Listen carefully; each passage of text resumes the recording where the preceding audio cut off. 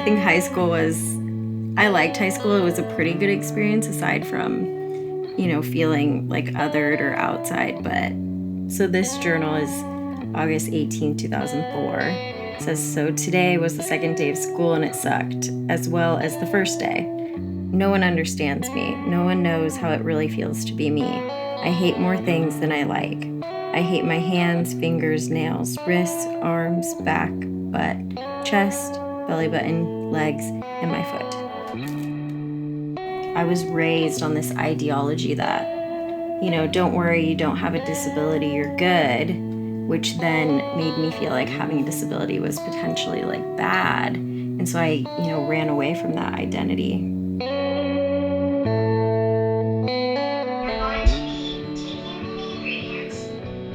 So I see this video of myself, and younger Ashley was complicated. I was born with Ohlier's and Maffucci syndrome. It's a bone disease. I've had over 28 surgeries. I've had ovarian cancer, but I also just lived like any other kid. I can remember the first time that I was called disabled. We were on the Warner Brothers lot and we got in trouble because we were all parking in spots closer to the building and we all got tickets from the lot police. And one of my coworkers said, you should mess with the police officer and ask him, would you really make a disabled person move her car? And that was the first time that someone, as an adult had called me disabled.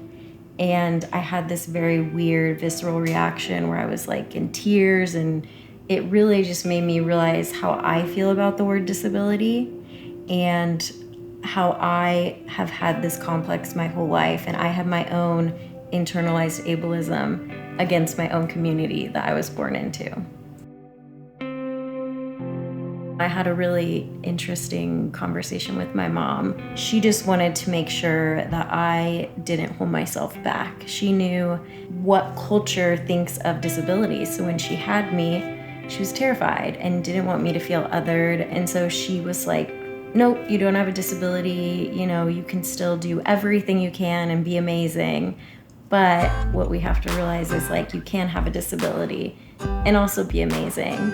As much as it's hard living with a bone disease, it's also equally as hard and scary being a parent and having to watch your child go through these things and not wanting them to feel ostracized by society. So of course she ran from the label of disability, and I just have a lot of, empathy for the journey that she's also had to endure with raising me. What do you want to say to that Ash when you hear how hard that day was for her? That's gonna be okay. I think that's what I tell her is get ready. It only goes up from here.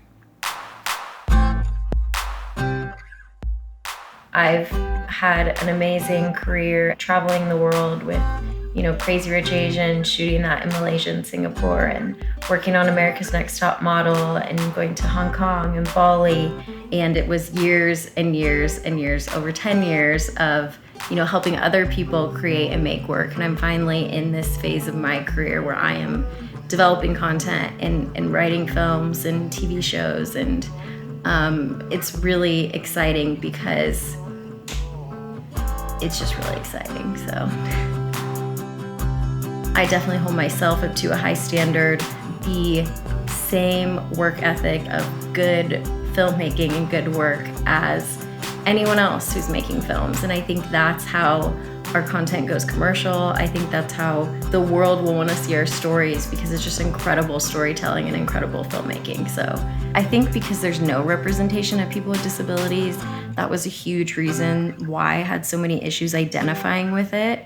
And, that's what I'm trying to do, is to diversify our narratives so it's easier for the younger generations and for people with disabilities to feel accepted and like their stories matter and different's actually okay, which we have that power to do with storytelling.